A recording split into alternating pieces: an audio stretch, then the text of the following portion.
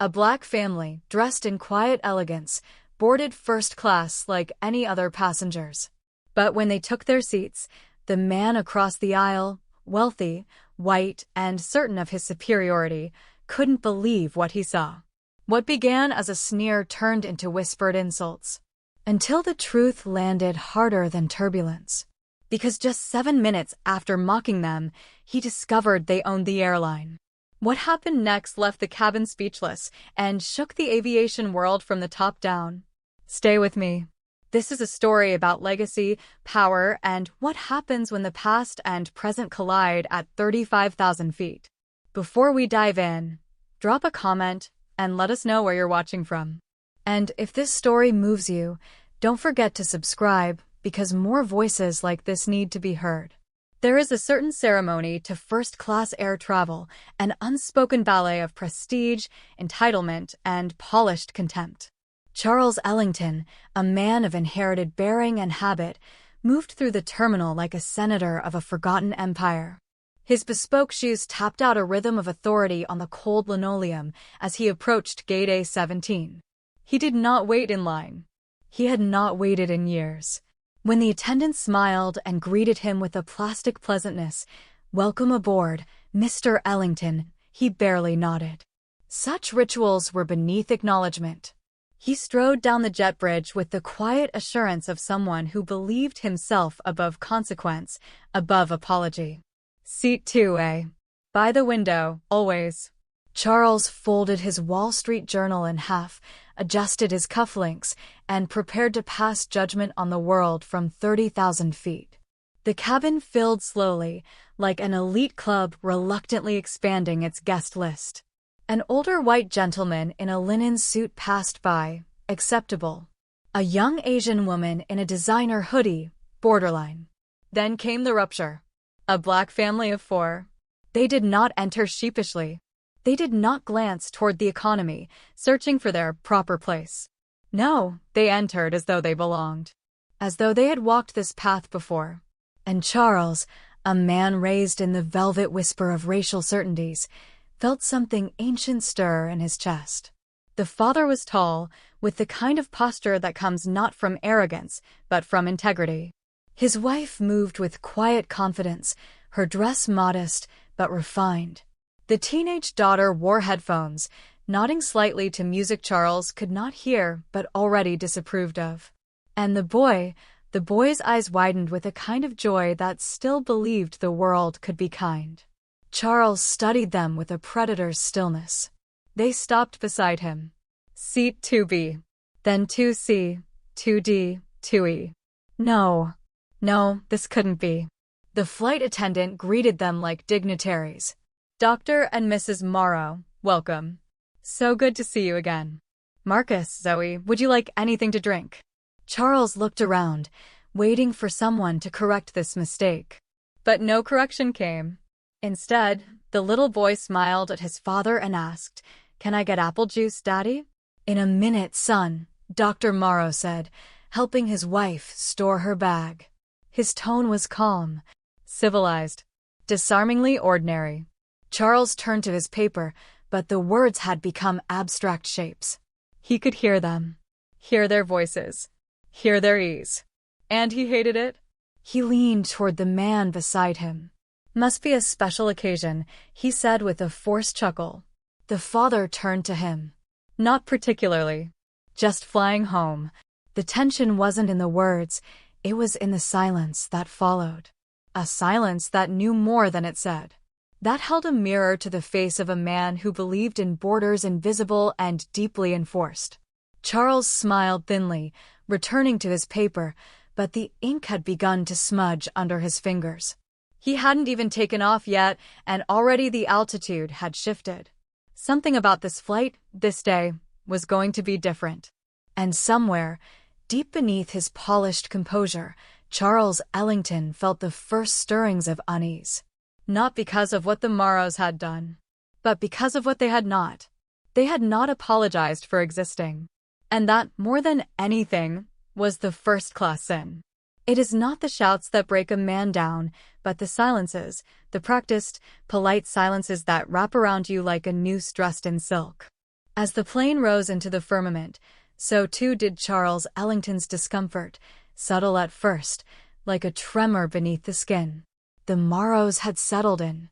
Dr. Morrow pulled out a weathered leather notebook, the kind a man carries not for appearances, but for purpose. Mrs. Morrow leafed through a slim volume of Baldwin's essays, her fingers slow and reverent. The children, unbothered by the eyes upon them, drifted into their own private skies, Zoe humming along to her music, Marcus tapping a rhythm with his pen against the fold-out tray. Charles sipped his champagne, but the bubbles tasted bitter now. The flight attendant returned. Blonde, young, professionally indifferent. She leaned in toward the Morrows, her voice syrupy sweet. "I'm sorry," she said, "but I think there's been a little mix-up with the meals. The special requests, vegetarian, halal, gluten-free, have been delayed. I'll see what I can do." Dr. Morrow smiled gently. "No problem. We'll manage." But it was the tone, the unmistakable shift when she turned to Charles. "Mr. Ellington, we have your filet mignon just as you ordered. Would you like that with the Cabernet or the Malbec today?" The question wasn't just about wine. It was about position. Charles chose the Malbec and pretended not to notice. Later, when the crew offered warm towels, the Morrow's row was skipped, then quickly corrected with a forced apology. The towels arrived cold. These were not accidents. Not in the way an engine might hiccup or a bag might be lost. No, this was a choreography of subtle denials, a language Charles had spoken fluently for most of his life, even if now he found himself listening from the outside in. What unsettled him most wasn't the discomfort of the Morrows. It was their grace in the face of it. They did not complain. They did not raise their voices or demand to speak to someone. They simply continued being, unapologetically, quietly excellent. That, Charles thought bitterly, was the new protest. No fists in the air. No picket signs. Just presence. Just poise. The boy, Marcus, turned to his father at one point and asked, "Why did the lady forget us again?" Charles held his breath. He wanted to hear the answer. "She didn't forget us," Dr. Morrow said, voice low but firm. "She remembered exactly who she thought we were." And there it was. The truth, smooth as glass and sharp as cut stone. The remainder of the flight passed in tight-lipped civility. The white passengers clinked glasses and exchanged small talk about business, art, and weather. They eyed the Morrows like museum pieces, curiously, cautiously, never too close. Never too loud. Charles tried to read, but the words wouldn't hold still. Something was shifting, and he didn't yet have the language for it. He only knew that the air felt heavier. Not from altitude, but from history. And from the realization that no matter how high you fly, you cannot escape the ground from which you rose. It is one thing to be tolerated. It is another thing entirely to be seen.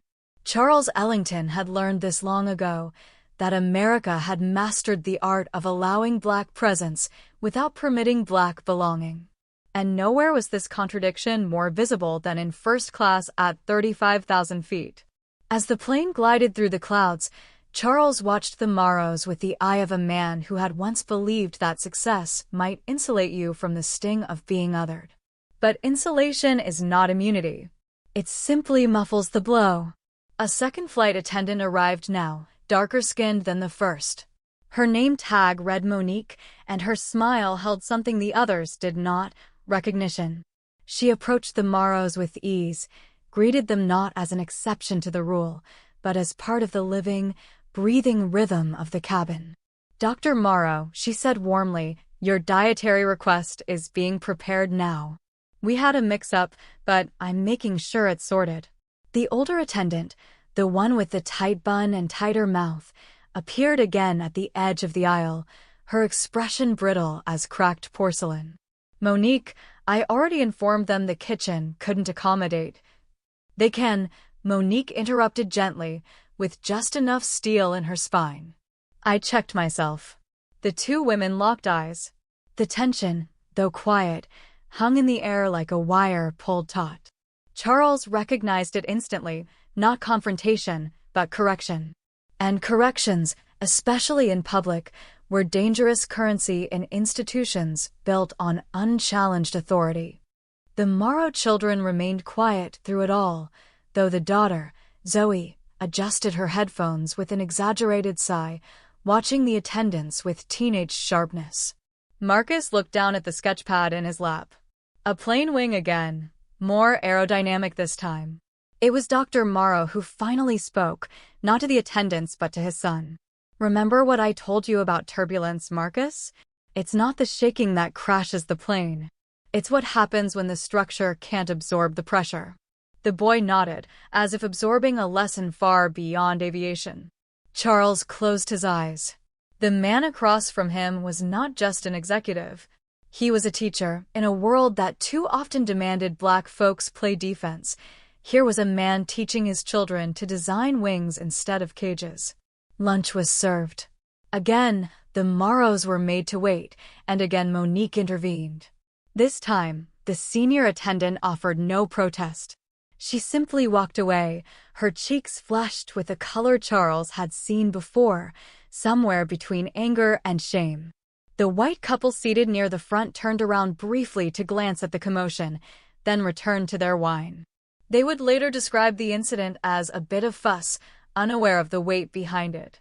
And Charles thought of his own father, a Pullman porter who had smiled through clenched teeth while serving men who would not let him drink from their glasses. He thought of how that quiet suffering had settled into his father's bones and silenced his laughter. "Mr. Ellington," a voice said beside him. Charles turned. It was Monique. "Just wanted to thank you," she said quietly. "For what?" "For noticing." Charles gave a slow nod, unsure whether to feel pride or despair. At his age, he had thought himself past the need to be acknowledged for doing the bare minimum of humanity, bearing witness. As Monique moved down the aisle, Charles returned to his seat, his eyes lingering on the Morrow family. This wasn't about meals or seat numbers or warm towels. It was about the quiet architecture of discomfort, a structure designed so precisely that most folks didn't see it until it pressed against their ribs. It is pressed now. And Charles knew the pressure would only increase. The most violent thing in the world, my friends, is not always the blow that lands. Sometimes it is the space that opens between people who will never see each other clearly and will swear they do. The Morrows had settled into their seats as best they could. Outside the cabin windows, the clouds stretched like indifferent curtains, white and soft, hiding nothing and everything at once. Charles Ellington sat 3 rows behind them now, having discreetly changed seats. He told himself it was for comfort, but the truth was more complicated. He wanted to see.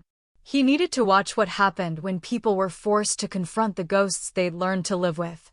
Because racism today doesn't always arrive in the uniform of a sheriff or the smoke of a burning cross. No, today it shows up smiling, dressed in pressed navy slacks, pouring your wine with one hand and judgment with the other. "Excuse me," said a voice. It was the man in 1A. Randall Bishop. A name whispered in real estate circles, a legacy of inherited wealth and empty apologies. He leaned toward the aisle, addressing the senior attendant, Jessica, just as she passed. "Is it standard now," he said, voice calm but tinged with ice, "to greet some first-class passengers by name and ignore others?" Jessica froze. She had been caught, exposed by a man who, for all his flaws, understood how decorum could be weaponized. I wasn't ignoring anyone, sir," she stammered. "Dr. Morrow and his family are special guests of the airline today." Randall gave a thin smile. "I'm sure they are." But his tone said otherwise. It said, "I know who belongs here and who doesn't. And I know you're pretending not to notice." And Jessica, who had perhaps convinced herself that seating the Morrows in 3A, 3B, and 3C absolved her of deeper bias, felt the burn of that unspoken accusation. Charles watched it all, remembering his youth, remembering how quickly civility could curdle into something else. A neighbor's smile becomes suspicious. A principal's praise fades when your son outperforms expectations. There is always a price for being black and excellent. And the more excellent you are, the more some will hunger for your humiliation. As if dignity were a game of musical chairs, and your rising meant their descent. The captain's voice cut through the tension. We're experiencing unexpected weather over Colorado. Please fasten seatbelts and remain seated. The plane jolted, briefly but with intention. Children gasped, drinks spilled. And in that shared moment of instability, Charles saw something unexpected. Dr. Morrow reached out, reflexively, to steady the drink of the white woman seated beside them. She flinched. Not dramatically, not rudely, but enough for her to realize the instinct had betrayed her. Enough for her to offer a hollow smile, then quickly turn her face to the window, as if it too could protect her from reflection. And Charles thought, this is the tragedy. That even when we reach out to steady the glass, we are seen as the ones who might break it. Later, when the turbulence passed and drinks were refilled, the woman turned to Dr. Morrow said, I'm sorry. Thank you for that. Her voice was too high, her apology too quick. And yet, he nodded with grace. That terrible, learned grace black people carry, passed down from those who had no choice but to survive politeness as a shield. The sky outside had softened, but inside the cabin, the pressure continued to mount. Not from altitude, but from the old, familiar question hanging in the recycled air. What do we owe to those who deny our humanity, but not our usefulness? Charles closed his eyes. He knew, as every elder knew, that the worst storms are not made of wind and rain, but silence. The kind of silence that kills the soul by inches. And this flight, still hours from landing, was only beginning to break that silence. The plane had become a theater, and every row, every face, was now a player in a performance they hadn't auditioned for but knew all too well. By now, whispers traveled up and down the aisle like static. Not the overt kind, no, something subtler, slicker, dressed in politeness, but laced with the sharp edge of curiosity turned contempt. Who are they? Do you think they won a contest? Maybe they work for the airline, like ambassadors or something? Those weren't just idle murmurs. Those were coded dispatches from the battlefield of race in America, where the most dangerous thing a black person can do is sit somewhere they were told, explicitly or implicitly, they don't belong. Dr. Elijah Morrow and his wife Amara had not raised their voices once. They had not leaned into anyone's space. They had not so much as asked for a second drink. And yet, their very presence in first class had created a ripple of discomfort, not because of what they did, but because of what they disproved. They shattered the lie that said dignity had to be earned through whiteness. That respect was a birthright for some, and an exception for others. And that's the lie America will defend, even at 35,000 feet.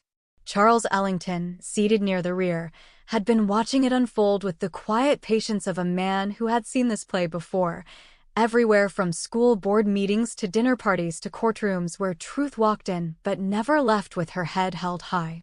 He remembered what his father told him once, under the dim glow of a porch light in Birmingham. They don't hate you for who you are, son. They hate you for proving who they ain't. In the row across from the Morrows, Randall Bishop shifted in his seat again, unable to settle the growing knot in his gut. He was a man who made his living in mergers and acquisitions. He understood value, leverage, power. But something about Dr. Morrow made him uneasy. The way the man sat with quiet command, the ease with which the flight crew addressed him, not as a fluke, but as a force. It wasn't just the seat Randall was afraid of losing. It was the story he'd been told his whole life, that men like him built the plane, and men like Morrow were lucky just to board it. Now that story was unraveling. Then came the moment the air itself seemed to still. A flight attendant approached Dr. Morrow with a folded note in her hand. Not just any note. A handwritten message passed discreetly, the way one delivers apologies too cowardly to speak aloud. She whispered, from the gentleman in 1A. He thought you might appreciate it. Elijah opened it. The handwriting was precise, heavy, like it had been carved into the page rather than written. Respect is earned, not handed out. You may be in first class, but we both know you didn't get there the same way the rest of us did. Charles, watching from behind, saw the brief flicker in Elijah's brow. A muscle jumped in his jaw, but he folded the note and tucked it away. What did it say? Amara asked quietly. Nothing new, Elijah replied. Just the same song in a different key. This, Baldwin might say, is the agony of the black middle class, too accomplished to be ignored, too black to be accepted. A life lived in liminal spaces, loved by some, tolerated by many, resented by those whose privilege feels threatened by parity. Later, when a small turbulence shook the plane, a flight attendant stumbled, spilling a cup of water. It landed squarely in Randall Bishop's lap. He jumped up with a curse, drawing everyone's eyes. His anger was sharp, immediate. But then, something else happened. The Morrow boy, Marcus, rose quietly and offered him a napkin. Here, sir, he said. The kindness was disarming. Bishop took it, stunned, muttering a thank you.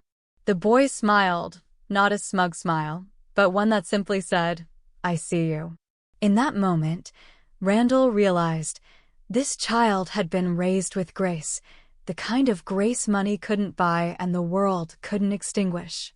Charles leaned back in his seat, watching the exchange.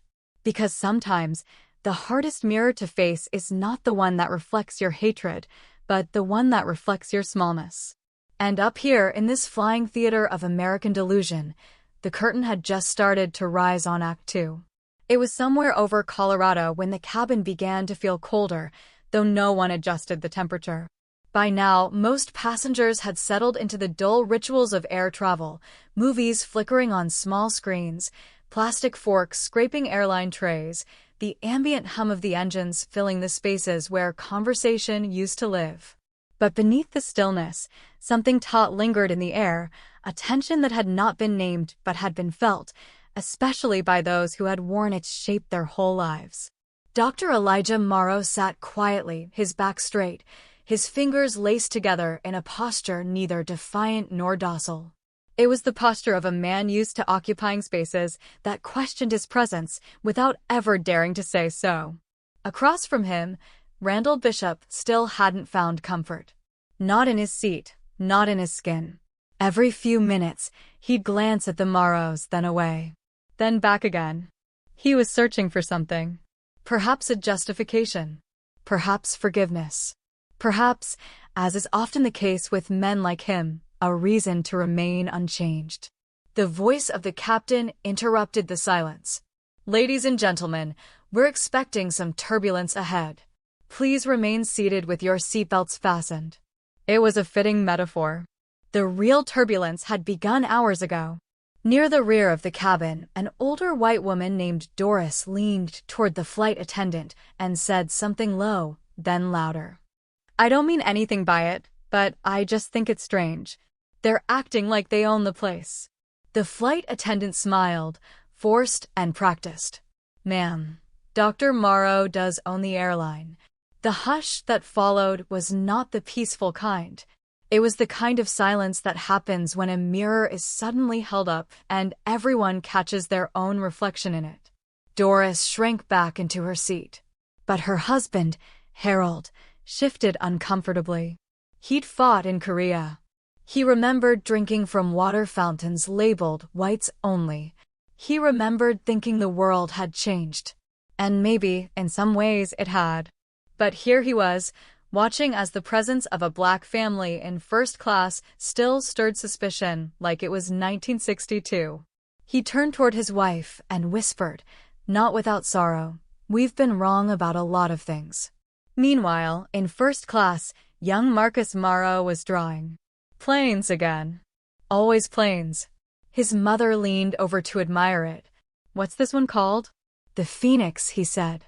Because it flies even when people think it shouldn't. Amara smiled, but there was something heavy in her eyes. That name meant something. She remembered being told by her high school guidance counselor that engineering was probably too ambitious.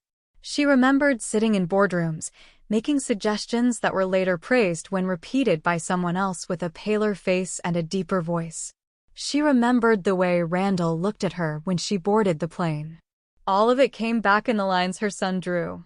And she wondered, not for the first time, how many more generations would have to carry this burden of being exceptional just to be accepted. It was then that Randall did something strange. He stood, walked slowly across the aisle, and haltingly addressed Elijah. "Dr. Morrow," he began, his voice tight as if dragging something uphill. "I owe you more than an apology. I owe you acknowledgement."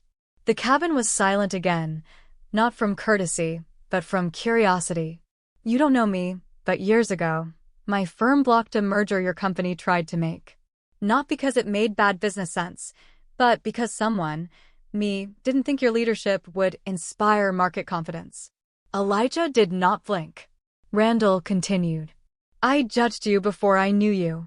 I dismissed you because of what you looked like, where you came from. And today, I sat here believing I was the one being displaced. But the truth is, I was never entitled to this seat more than you were. I just believed I was." The flight attendants stood frozen. Passengers leaned into the moment like a radio receiving signal from a frequency they'd forgotten how to tune into. Elijah finally spoke. "Mr. Bishop," he said calmly, "it's not me you need to convince. It's the system that built you that needs to hear those words."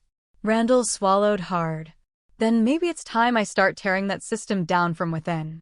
Elijah offered no applause, only a long, knowing look. Because he'd seen men apologize before. He'd seen them cry, confess, even change their tone. But change their power? That was rare. Still, the conversation had shifted. A veil had lifted, and perhaps, somewhere over the mountains below, a reckoning had begun, not loud, not headline-worthy, but quiet and necessary. Like a whisper cracking the surface of a long frozen lake. You see, the tragedy of America is not in its open wounds, those we are, at least, taught to recognize, but in its polite silences.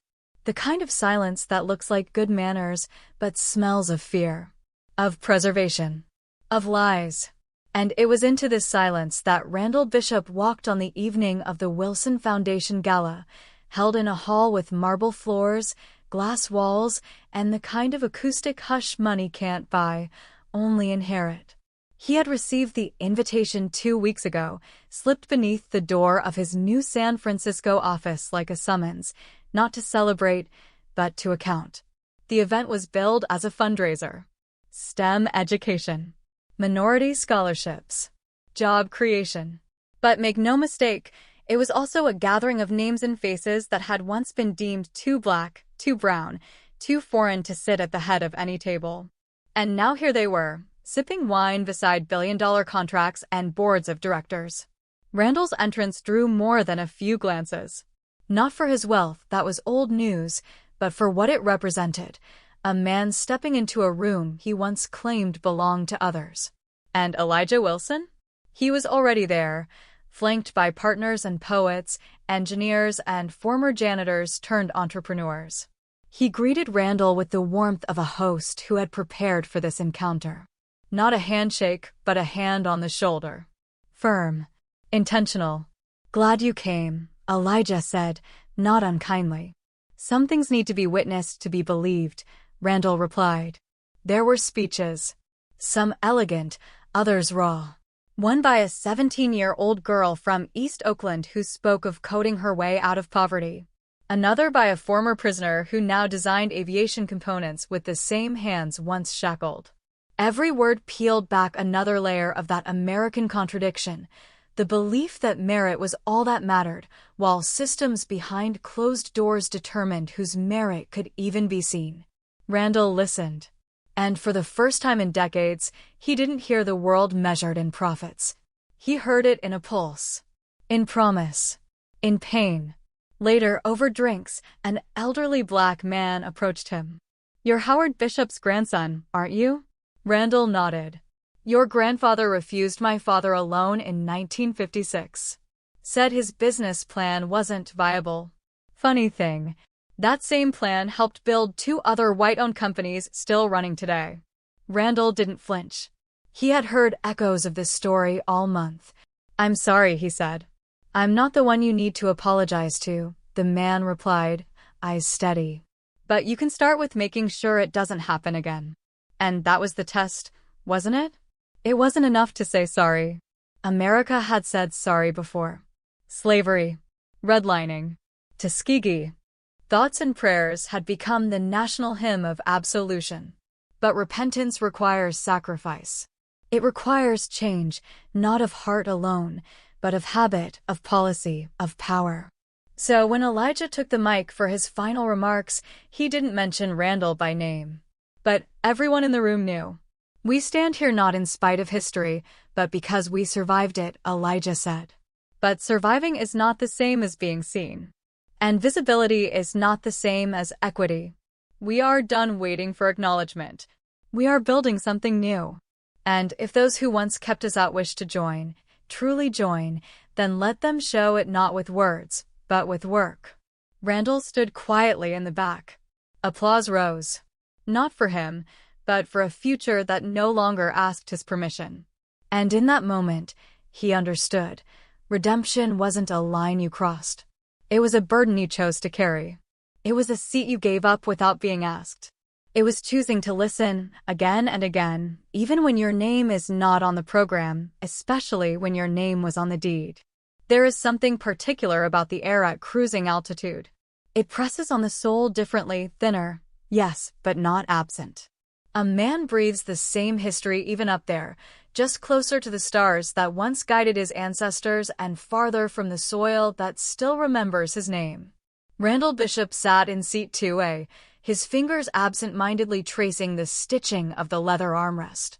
Across the aisle, Marcus Wilson giggled, explaining some concept about lift-to-drag ratio to an elderly couple who smiled with genuine interest, despite not understanding a word of it.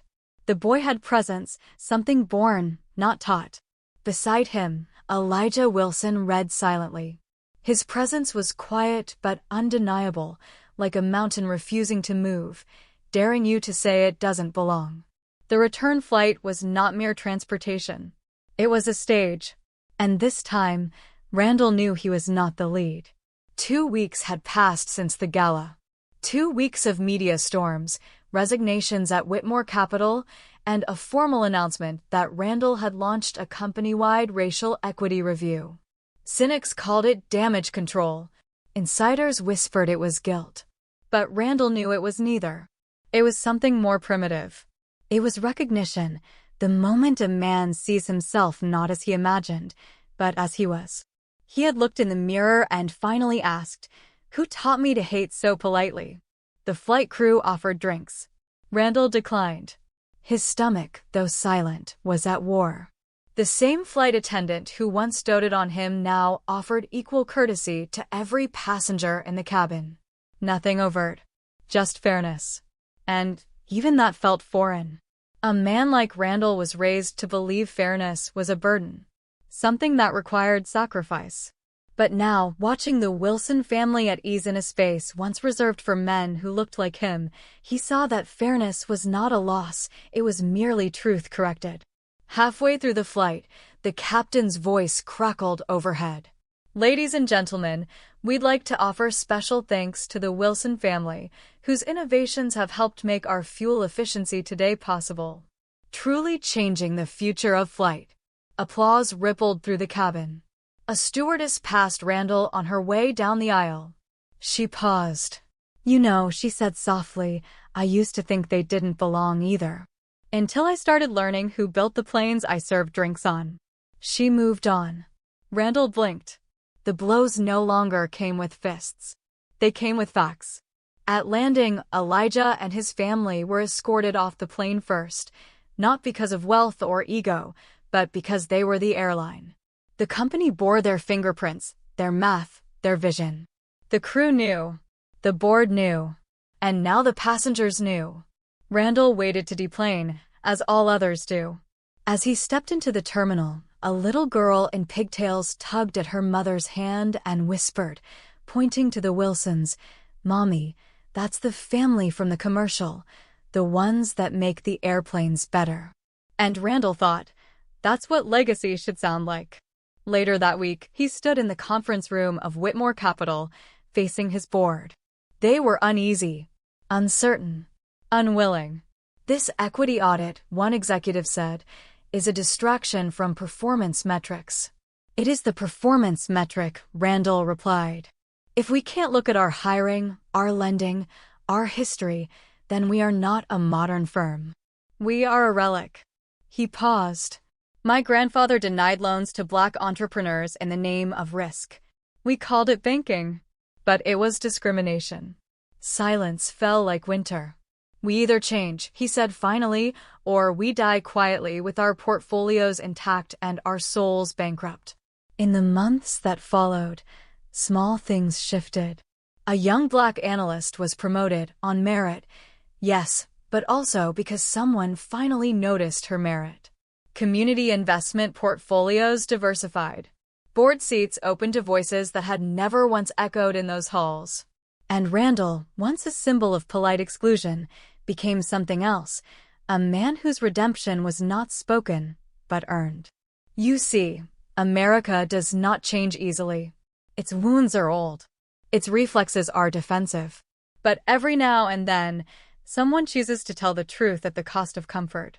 To admit that the world was built unevenly and still asks others to pretend it's level.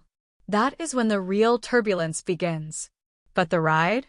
The ride is worth it. Because justice, real justice, is not found in comfort. It is found in altitude. In the thin air above expectation. In the truth laid bare among strangers. In a boy named Marcus sketching a better wing. And in the old man who finally decided to fly beside him, not in front.